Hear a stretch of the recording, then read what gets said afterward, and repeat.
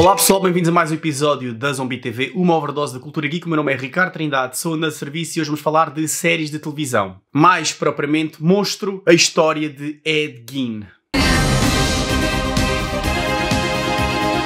Monstro é uma série antológica da Netflix em que cada temporada se refere a um serial killer diferente. E Ed Gein talvez seja o mais notório serial killer da história americana. Ele inspirou muitos outros serial killers a cometerem crimes hediondos. Mas será que foi ele mesmo ou foi as lendas criadas à volta da sua pessoa e daquilo que supostamente aconteceu? Eu normalmente não faço isto nas análises, mas desta vez vai ser um pouco diferente. Eu li muitas críticas negativas a esta série e tentei perceber o porquê dessas críticas negativas. E algumas justificações não me convenceram. Algumas justificações, aliás, convenceram-me de que a pessoa que fez a análise e teve a ver a série não percebeu nada da série. Eu normalmente não gosto de criticar críticas, mas fez muita confusão como é que para mim uma coisa tão óbvia para aquele crítico não foi assim tão óbvio. Qualquer crítica é válida. Estas em questão, que são justificadas, críticas negativas, porque esta série distorce muito a realidade ou vai buscar coisas que não aconteceram, não serve como justificação, porque a própria série se salvaguarda dessas críticas. Portanto, não estiveram a ver a série, provavelmente tiveram a mexer no telemóvel. Eu vou fazer uma coisa que não fiz, vou abrir uma exceção, que é justificar e contrapor essas críticas. Porque, como já perceberam, para mim, a série foi muito boa. Quem é Ed Gein? Ed Gein é um serial killer que viveu, nasceu em 1900, ou 1901, no interior esquecido e muito isolado dos Estados Unidos, e por volta dos anos 20 cometeu alguns crimes bastante hediondos. Ele foi descoberto, foi apanhado e foi enclausurado no asilo. Naquela altura o termo serial killer nem sequer existia. Nada daquilo tinha acontecido. Ele talvez tenha sido o primeiro, o mais notório. E por isso, não havendo gravadores, câmaras de filmar e não havendo ainda a investigação forense desenvolvida que temos hoje, foi muito difícil de juntar as peças e arranjar uma história coerente para aquilo que aconteceu ali. O que é que ele fez? Ele sofria de esquizofrenia. Portanto, tinha paranoias, tinha muitas ilusões, ele não conseguia distinguir a realidade da ficção.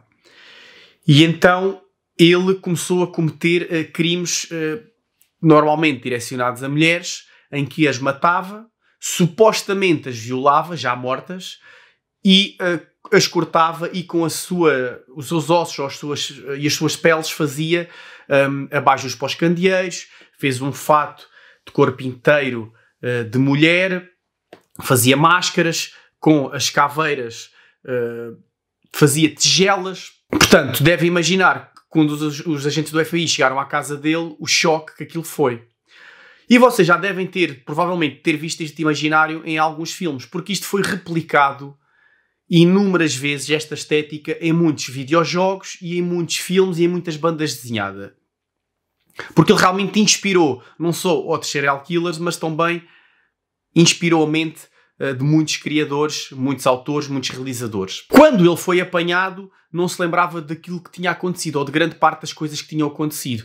E alguns pertences foram vendidos a leilão, outros não, porque a casa ardeu num acidente e então grande parte das provas desapareceu. Mas existe muita coisa, muito registro da polícia, muita fotografia da polícia de como encontraram a casa. Ele passou os restos dos seus dias num asilo a ser tratado. O que é interessante desta série, e aí é que eu vou contrapor os outros críticos que criticaram que a série não é baseada nos factos reais da verdadeira história de Ed Gein, e é verdade que o título remete ao engano, porque diz a história de Ed Gein. Mas o que é interessante nesta história é que a história de Ed Gein inspirou filmes como, por exemplo, o Psycho, é inspirado diretamente na história de Ed Gein, o Chainsaw Massacre, ou The Texas Massacre, que é, depende do sítio onde vocês estão, é o Massacre da Serra Elétrica ou o Massacre do Texas. Inspirou também o Silêncio dos Inocentes, inspirou o videojogo, por exemplo, do Resident Evil 7, em que a família que lá está é inspirada em Ed Gein e na família de Ed Gein. E esses realizadores tinham também pouca informação sobre o Ed Gein, mas foram inspirados por ele. Então, parte da inspiração está no filme, em factos que aconteceram mesmo. Tudo o resto foi imaginação, exagero e extrapolação da mente daqueles realizadores. Portanto, na altura também foram criticados que os filmes deles eram maus. Hoje, filmes de culto, referência máxima para quem estuda cinema, a maior parte daquilo foi inventado e não aconteceu. Mas o realizador e os produtores desta série fizeram uma coisa muito boa que, para mim, é genial. Eles agarraram em tudo o que foi feito nos filmes, nas bandas desenhadas e nos livros, principalmente nos filmes, fizeram paralelos cinematográficos e assumiram que aquilo fosse tudo real. Tudo o que está naqueles filmes, que foi contado naqueles filmes que eu aqui referi, foi real e aconteceu mesmo. E então, tenta explicar nesta série como é que essas coisas possam ter acontecido. Mas essas coisas aconteceram e ele explica na série como fantasias da mente de Ed Gein. E nós chegamos a uma altura da série em que é tudo posto em causa. Tudo o que nós vimos para trás desde o início da série, será que aconteceu mesmo ou foram coisas da mente dele? Porque às vezes nós estamos dentro da série e de repente já estamos dentro do filme do Psycho. E só sabemos disso porque o ator muda. As roupas mantêm-se as mesmas, mas o ator é o ator do Psycho. Claro que é um ator diferente, o do Psycho já morreu, mas por acaso até é bastante parecido.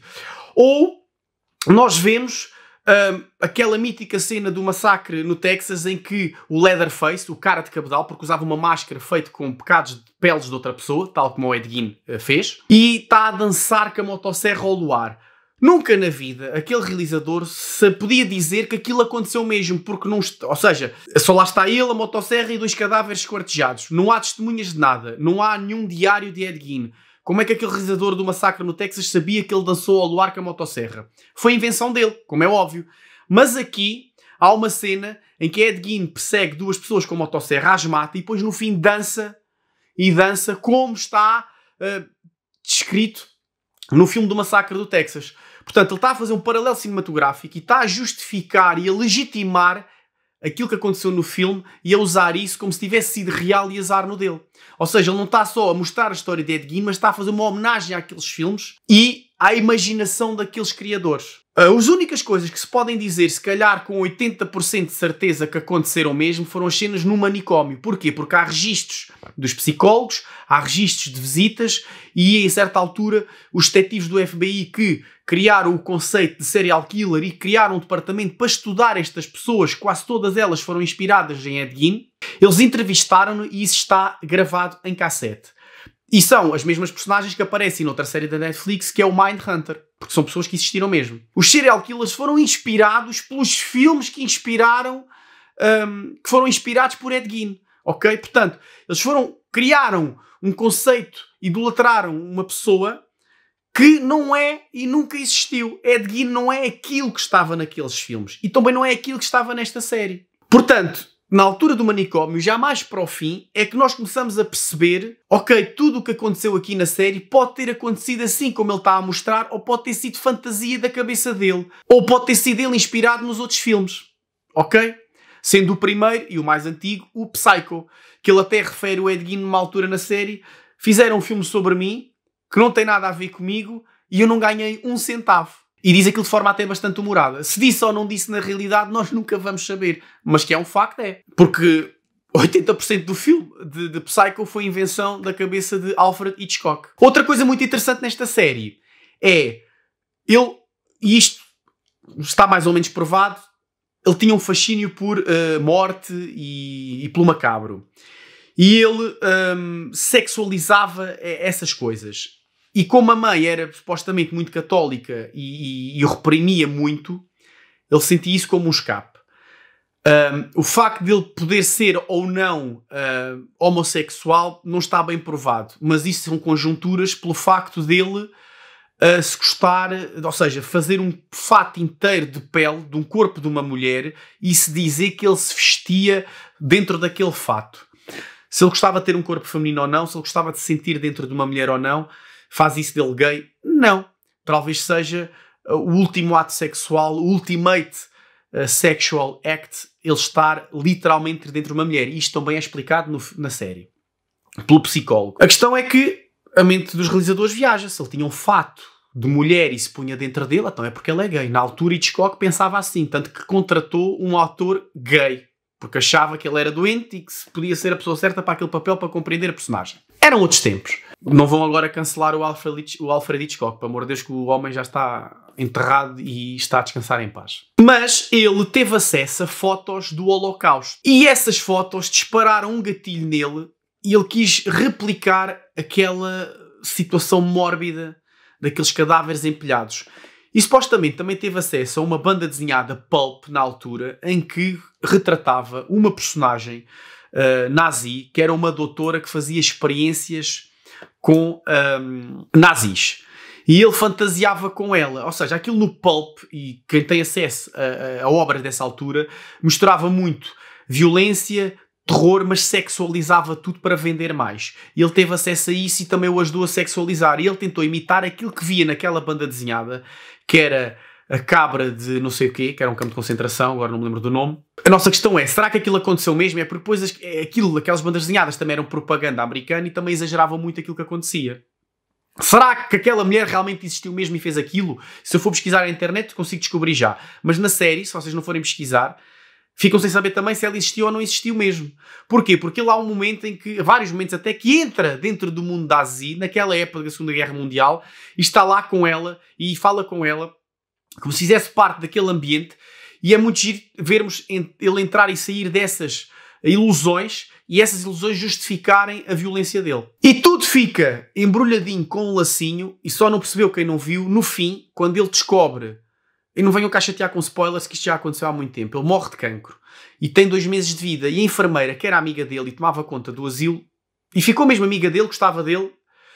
Ed, eu acho que tu devias usar este tempo para escreveres um diário, as tuas memórias, para as pessoas realmente entenderem quem é o verdadeiro Ed. Porque tudo o que foi mostrado por aí é falso. Ou grande parte é falso. Tu fizeste coisas boas, muito boas.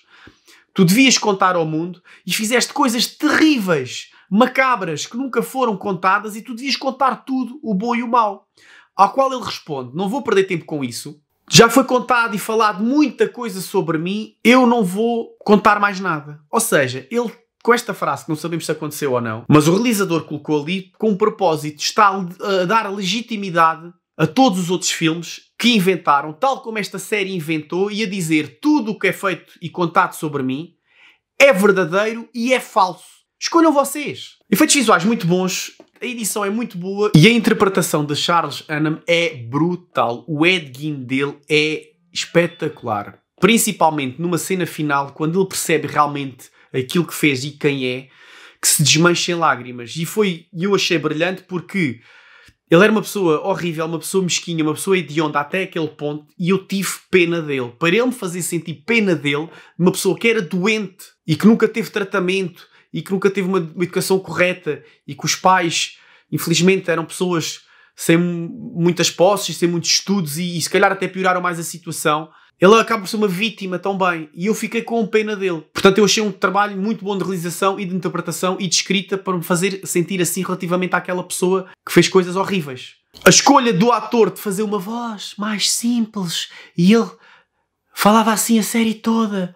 Ed Gein não falava assim, mas ele escolheu aquela voz para Ed Gein para quê? Para reforçar o facto dele parecer ser uma pessoa doce e das pessoas nunca desconfiarem dele e das pessoas gostarem dele e até terem pena dele porque achavam que ele era assim um tontinho. E era o tontinho da aldeia e as pessoas tinham realmente pena dele e amizade por ele. E ele justifica. E essa voz foi criada mesmo para isso. Para nos mostrar a nós como é que aquelas pessoas nunca desconfiaram dele. Porque ele era uma pessoa simples, ele falava assim, ele até tinha assim um olho mais chato que o outro, coitadinho e não sei o quê. Pronto. Tudo tem uma justificação. Eu tinha uma nota inicial que vou manter, mas a minha vontade é de subir mais, porque este tempo todo que eu tive a pensar como é que eu iria fazer a crítica a esta série, o meu respeito pela série só foi aumentando porque fui encontrando coisas boas ao longo desta minha análise pessoal sobre a série. Mas vou manter a nota inicial, que é um sólido 8,5, é obrigatório. Aliás, toda a série Monstros é obrigatória. 3 temporadas diferentes, com tons diferentes. Os Menendez são mais tom cómico. Portanto, recomendo. É obrigatório. Pessoal, ficou aqui a análise um bocadinho comprida, mas é assim, tinha muito para dizer sobre esta série e sobre as críticas dos outros. Deixem aí na caixa dos comentários se gostaram ou não gostaram. Já sabem, precisamos do vosso apoio. Subscrevam, partilhem e comentem. Bons jogos, bons filmes e boas leituras. Até à próxima.